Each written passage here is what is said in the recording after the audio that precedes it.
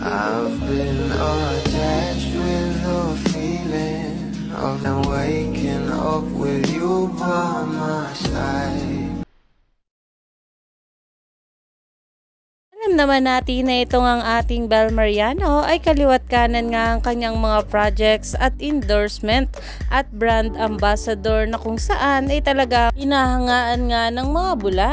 Lalong lalo pa itong ating Bel ay sobrang bait talaga at sobrang close sa mga bata. Kaya naman ngayon guys ay talagang itong ating Bel ay isa na namang ambassador. At ayon pa nga guys dito sa nasa likod ng ating Bel, our vision for every child, life in all its fullness, our prayer for every heart, the will to make it so.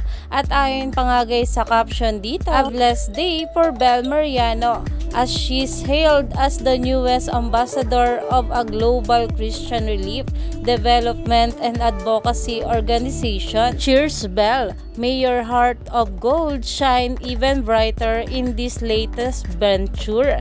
Iyan na nga guys ang pinag-uusapan ngayon sa social media na kung saan alam naman natin na napakabuti talaga ng ating Bel.